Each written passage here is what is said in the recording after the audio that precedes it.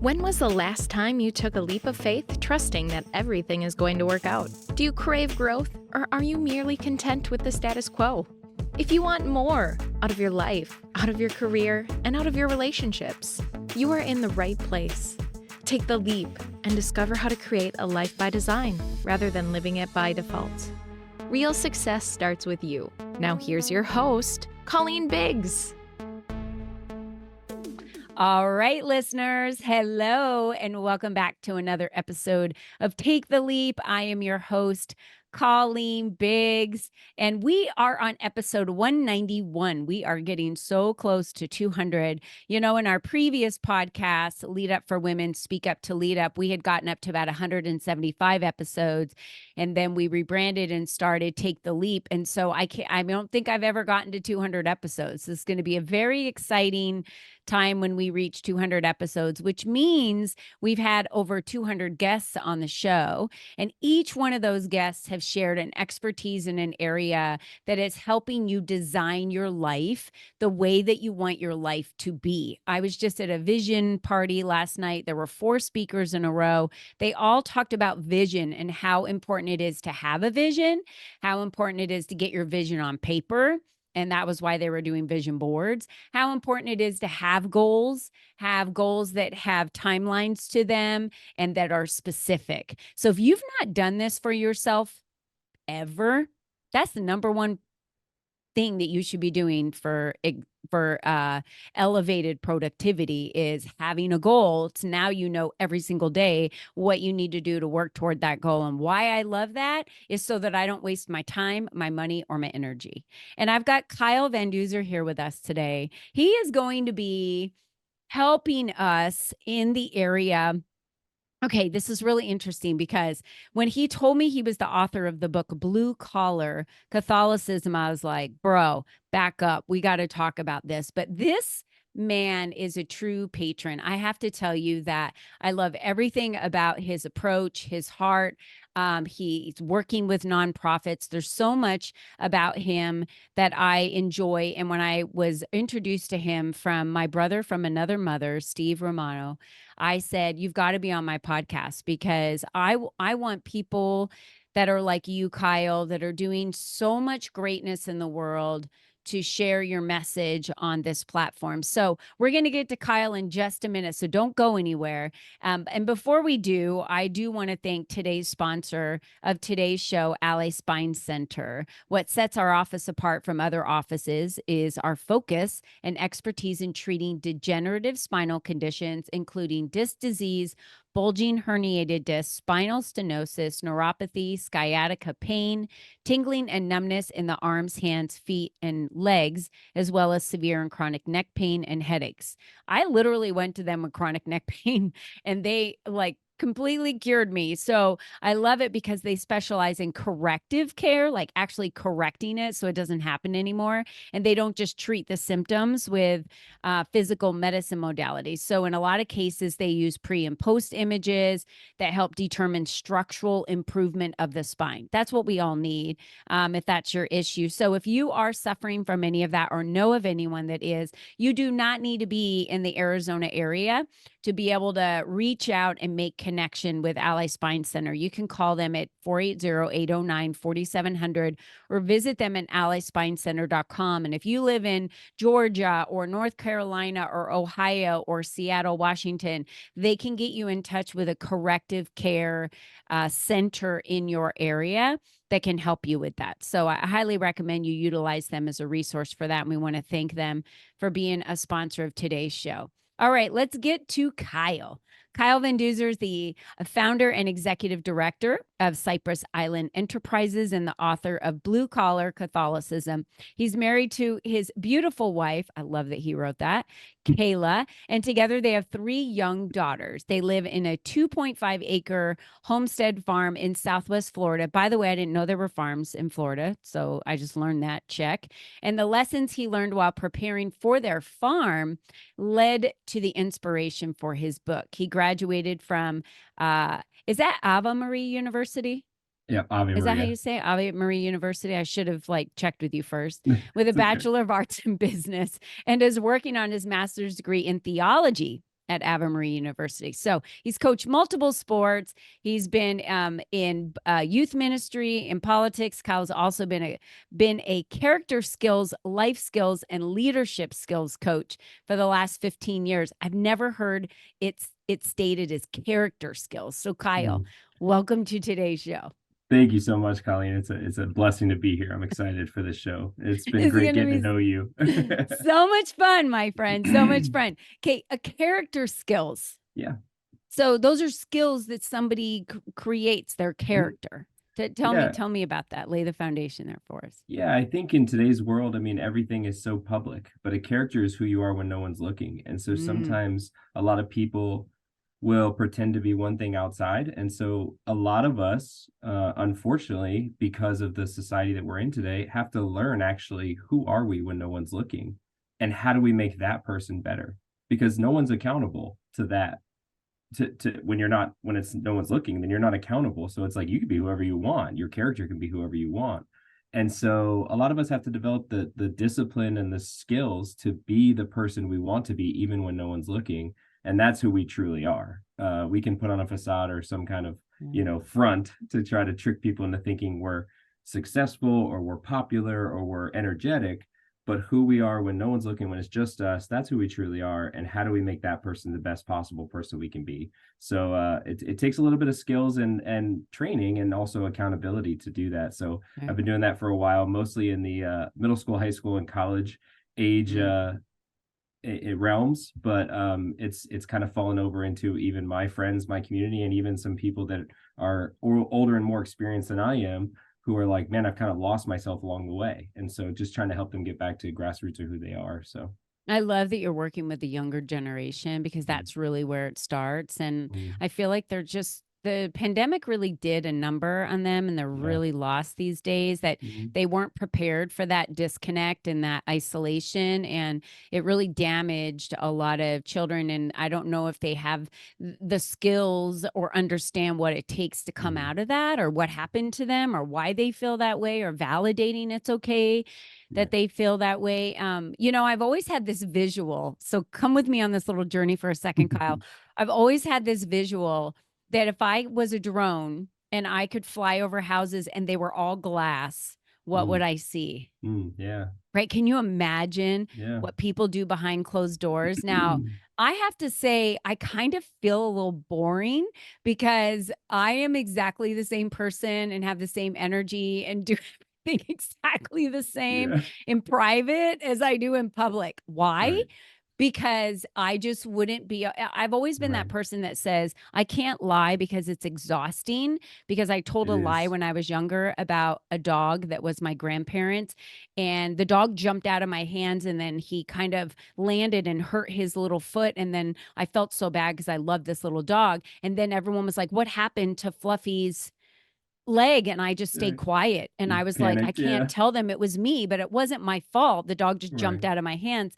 But I was so sick to my stomach. I was throwing up. I couldn't eat dinner that night. And I think that experience from that point forward taught me, like, lying is really hard. Lying makes me feel bad. Lying, you can't remember what you said. So like you have to say another lie for that lie. And I was just like, I can't do that. I can't lie. I have to be truthful. It's the only way I choose to live my life, which means I kind of have to show up, or I do show up exactly who I am everywhere. But I know, like you're saying, people don't do that. And I find that to be a heavy burden, that's got to be hard to big time exert yourself to be somebody different that you're not. That's got to waste a lot of energy and be exhausting at times. Right. Well, it's funny, like we talk about it all the time, like when coaching and when you're coaching certain sports, you talk about stuff, and a lot of people use the term easy, but a lot of stuff isn't easy. It's simple. The steps are simple, but it's not easy to do those simple steps. But I think being your authentic self is the easiest thing you can do. It's just not simple. It's the opposite. And it's like doing the fundamental things for a sport to get better at your position or your craft or whatever it is. It's simple, but it's not easy because the environment and culture that we're in right now doesn't make it easy. But to be your authentic self, it literally is the easiest thing you can do because it's who you were created to be. It's literally just being and existing, which is the only thing you don't have to try to do.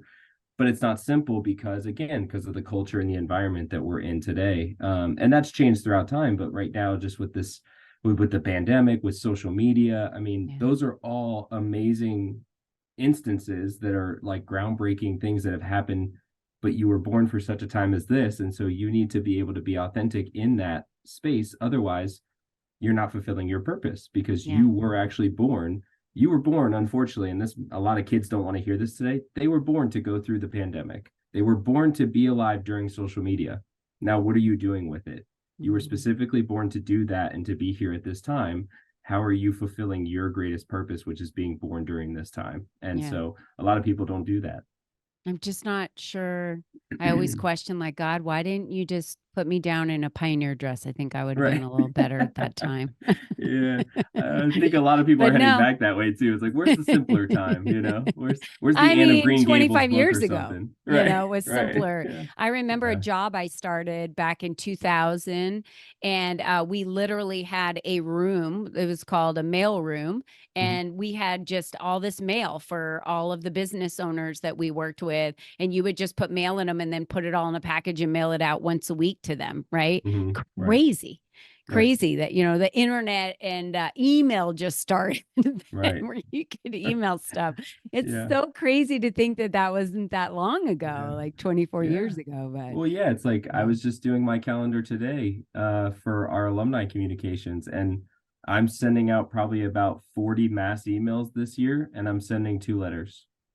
It's like, oh, that's it. Like, it's like I haven't checked the mail at my house, and my husband checks the mail only because one of our businesses is still based on, you know, accounting departments distributing checks, and that's just how it works for how one of our companies is paid.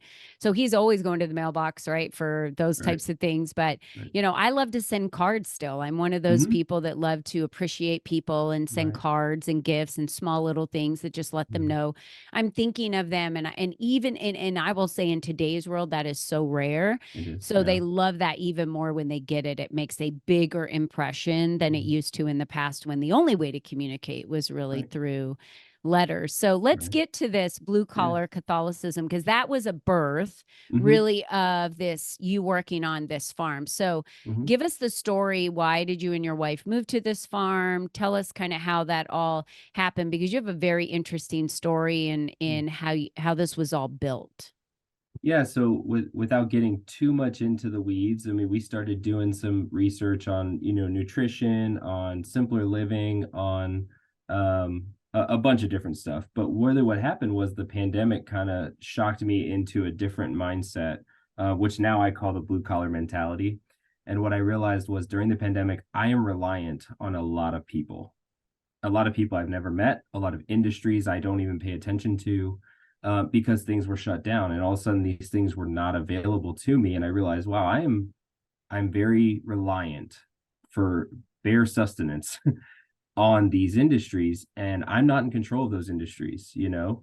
And so I realized, I was like, okay, if it were another pandemic that absolutely shut down the world for good, what would I need to survive? And so my wife and I started planning and praying about what would we need? Well, we need food. And that's pretty much, we could survive off of that, and then everything else can kind of figure itself out. But then I got to thinking, I'm like, wow, I don't think, and this is no disrespect to anybody, I'm in a white collar job.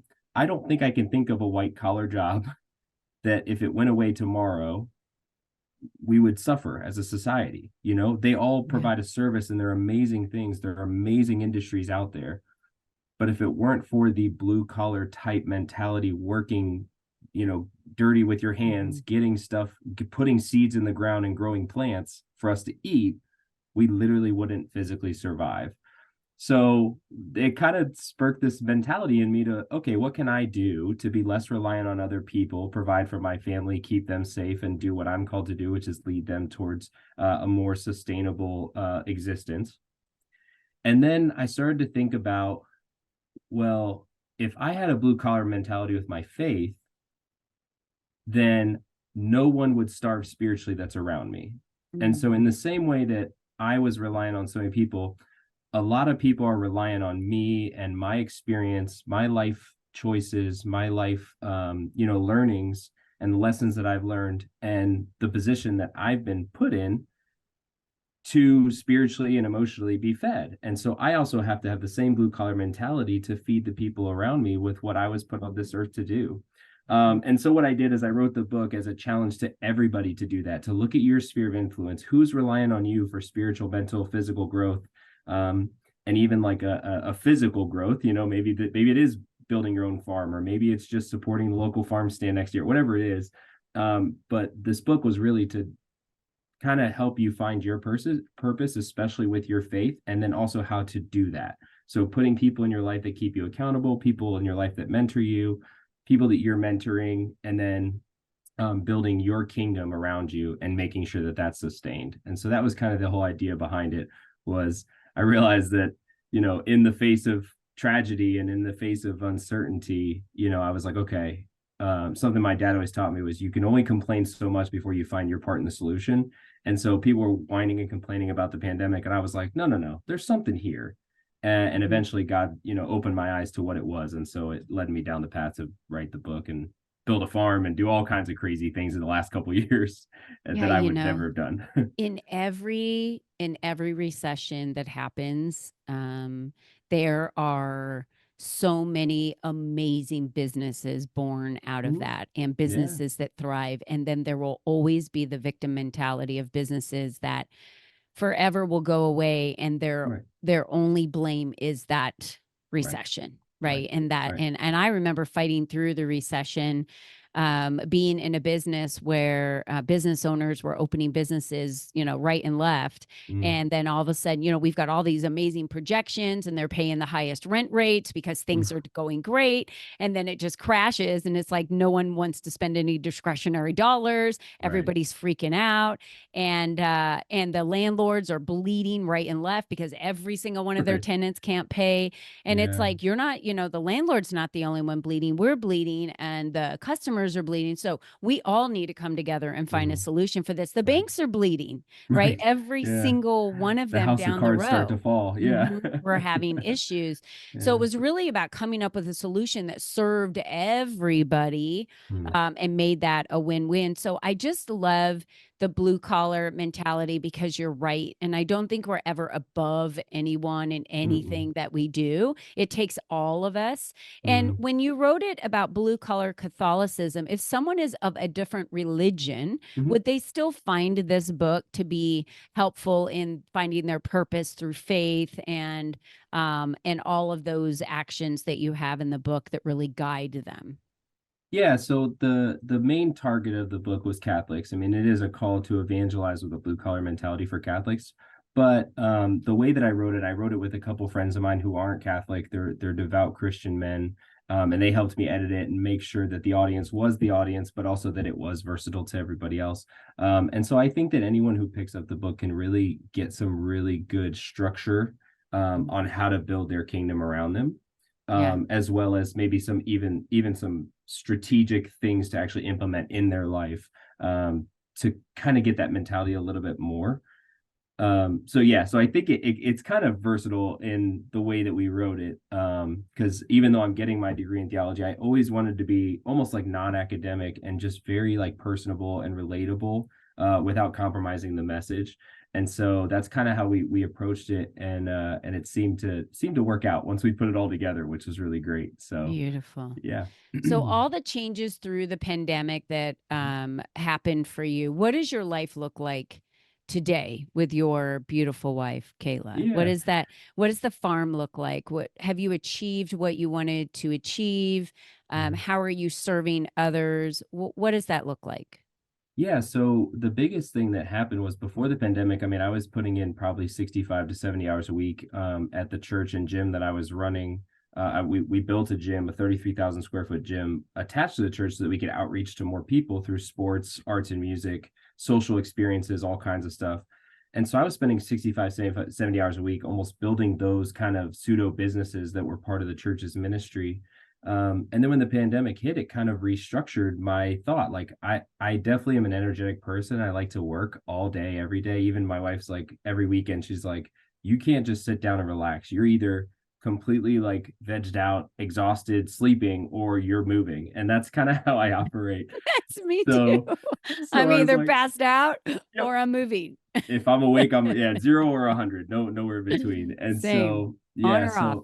so that's kind of how it is now. Now I work, a nice 40-hour week job, and I clock out, but I go home and I work on the farm, and I make sure my chickens are fed, and I make sure that the grass is cut, and I make sure that the fence is mended where it needs to be mended, and all those things. And so we're still building. We're a year into our farm now. We're still building some infrastructure to kind of strategically place the garden, and get our property ready for some cows and goats, hopefully this fall. So I was going to say, you need goats. You don't have to cut the yep. grass anymore, my friend. Yeah, that's what I'm hoping. So I've got one more line of fencing I have to put in, and then we'll get some goats in there, which will be really great. And then they can start to clear the land for some cows. We are part of a co-op from my cousin started in Ocala, Florida, which is in Central Florida. And Florida's actually an ag state. We've kind of lost our way a little bit, but we are an ag state originally. And I think we're starting to get back there. There's a lot of people who are building these hobby farms in Florida because the atmosphere is really good for it. And the temperature, like there's these hybrid cows that you can get that can take the heat. So a lot of people are going to it. So the days look very different now. I clock out when I need to clock out, and I go home and I spend time with my family, and I teach my daughters how to, care for the land, and why our chickens are, why it's a symbiotic relationship. We're taking care of them and we're feeding them. They're giving us eggs, for our nourishment. And then when we pick them up, we love on them, we care for them, we don't drop them, and so it's a different childhood than I had. Not better, not worse. It's just different. And it's so cool to see that, like, from someone who was born, in a very poor area of Miami and lived very city life, and then moved to Naples, which is a little bit more fancier city. Now I'm living a country life right outside the city that I grew up in, with a very, very different childhood for my kids. And so it's just really cool, and letting the kids, get dirty and just be free, and, just let them just kind of live the child freedom. It's really, really cool. And then also teaching them skills that, just not a lot of people have nowadays. And ones that I've learned in the last couple of months. Now I'm teaching my kids them as if I've, done this for years, which is really cool. So life looks really different. And it's a really cool blessing. Yeah. There's so much that you do serving as the director of alumni relations and engagement. And yet there's so much that you do outside of that for other people and nonprofits and your service. Is that really just something that's on your heart that you feel that God's called you to do, to be of service for that? Yeah, what I realized again right after the pandemic, I quit my job at the church. I started my business, and I started working as a consultant for nonprofits and for political campaigns. And when I did that, I realized that there's just a need that I can fulfill for other people, just kind of teaching them how to build an infrastructure of people around them. Because I think it was actually your email I got the other day, which is one of my favorite quotes, is that your network is your net worth. Yeah. And that's it. I mean, it's a lot of nonprofits are so worried about the mission that they treat their employees terrible, or they overwork their employees on accident. And it's not, I don't think it's personal or spiteful. It's just that you get so focused on the good that you're doing, which most of them are doing such great work, that they lose sight of the people that they're actually ministering to. And so a lot of my consulting has been, hey, take a step back, care for your people so that they can care for the mission. And a lot of CEOs and executive directors have been like, oh, I've been trying to do the mission, but I have all these volunteers and these people around me to not do that. And it's that same blue collar mentality. If a farmer doesn't teach his kids, his family, his community how to build up their own, their own sustainability, then it withers, and even the wisdom goes away. So if you're not impacting the people that are actually carrying out the mission will die too. And so you really have to take care of your people, because that's your best asset. So that's kind of what we do with our consulting, is we try to teach executive directors and CEOs of nonprofits, one, how to fundraise by building relationships with their donors, not just asking them for money all the time, how to throw great events so that their donors feel appreciated, and then also, encouraged to give more, but then also taking care of their infrastructure, their people. And that's really what we do for really any nonprofit. We do it for a lot of them. And that's been a really cool thing, actually, to go on a side tangent with, like, political campaigns. political campaigns are like, yeah, you're all behind the one person who's running for whatever office they're running for, but there's so many volunteers and people underneath them that are so skilled, but they get overworked and they get run out, Yeah. that they start to lose the principle of the person they're running with and they're running the campaign for. And so we try to help those candidates get back to, hey, go door knock, go talk to the people. I know you want to do this show or that, so and all the glamorous, fun, fancy things. Yes, you need to do those, but you also need to go talk to your constituents. You need to go talk to the people that you're actually running for. And so it's just getting people back to people, really. Yeah. You know, it's funny when my neighbors asked me to run for the board here in my community. It's the first board that's going to be, that we're on now, that's resident led. Okay. And we've been in existence for 11 years here, but they're slowly turning over the board because they're really serious about making sure the vision is preserved for the space.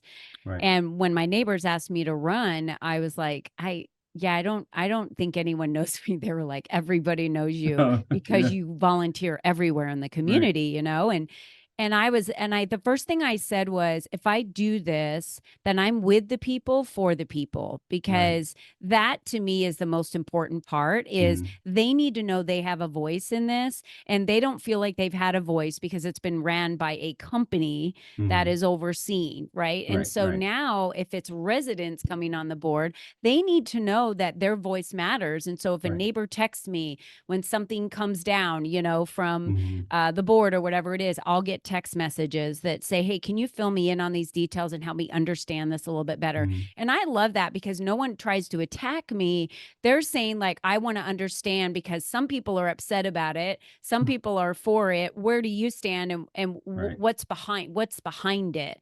And I think that's important, that we're transparent and we explain those things to individuals, because anybody who is elected into a position, they're elected by the people. It's people's choice. So I think that's important to remember, that that position is about you being the choice for the people that were elected in that position. So you have a duty to the people to serve in the manner that they expect you to serve in every position you're in any corporation, politically, if you're on an HOA board, in your community, you just have a duty for that. I think it's the same for a dad or a mom. We have a duty as a parent, because we've taken on that role to raise our child and teach them. Right. Yeah. Yeah. It's so true. Yeah. Well, it's like the old saying, you either you're home educating either way, right? Either you're teaching your kids at home, or by not teaching them, you're teaching them that it's not important. And so it's it's the same thing with businesses. If you are pushing the mission down your employees or your volunteers' throat, and you're not actually ministering to them, then it's like you're teaching them that, okay, this mission's more important than you. And that's not going to be the best encouragement that you can get the best work and the best mission put forward. Oh, you always have to focus on the people, and the numbers work themselves out all the time. I've seen it. But I know corporations are just flipped on that, and they're focused on the numbers, and they want the people to hit the numbers. That's all they're looking at. But the more we focus on the people, and I did that for a tiny little stint in one of the companies I worked for, and I had really been pushing, me and another individual, to create a gratitude program, because I had interviewed a whole bunch of individuals in the actual office, and they said, if someone just appreciated me more for what I did, I would work harder for less money. I don't need all this, team building and all this stuff that they're doing. It's just a waste of time. I really just want someone to say thank you. Right. It was that easy. And creating a gratitude program allowed everyone to voice their opinion of how they felt about other people and how appreciative they were. It changed the entire culture of the office just by that one small little act that really hardly cost any money to implement. So gratitude goes a long way. Right. It does. Yeah, that's so true. I love that. Yeah. Well, that was a great way to end our podcast today, Kyle. So why don't you tell everyone? I know we've got a link here for you, a Linktree link that we're going to set down there. It's going to have links to your socials. It's going to have a link to a copy of your book for Blue Collar Catholicism. Doesn't matter what religion you are. This is a book to read. I'm pulling it up on my Kindle. I've got it. And the website for you to connect with Kyle. Any last words you'd like to leave our listeners with today, Kyle? I would just say, just keep on working for the people around you and with the people around you. That's the biggest thing. Like Colleen says, your network is your net worth. I mean, keep the people around you, because at the end of the day, they're the only thing that we can't produce on this earth, right? The people around us are the people. Like, yes, we can have kids and those are amazing as well, but you can't replace the people around you with some other, robot or something like that. That's our best asset on this earth. And so love on the people around you, care for them, and keeping a blue collar mentality in everything you do. Thank you again, Colleen, for having me. Oh my gosh, Kyle, it was wonderful today. And all the listeners out there, remember, you're the only you that's ever been. You're the only you that's ever going to be. That's So right. what do you want your life to look like? You can pour into others around you. You can be a great person. You can show up authentically in the private times as well as in the public times, which we talked about today. Everything we talked about today was really having that attitude of authenticity and pouring into others and caring for those around you. It goes so far if you pour into others. I promise you that. So Kyle, great words of advice today. Great wisdom. Thank you so much for being with us. And to all of you, thank you again for being amazing, loyal listeners. And until next time, be you and be strong. Bye-bye for now.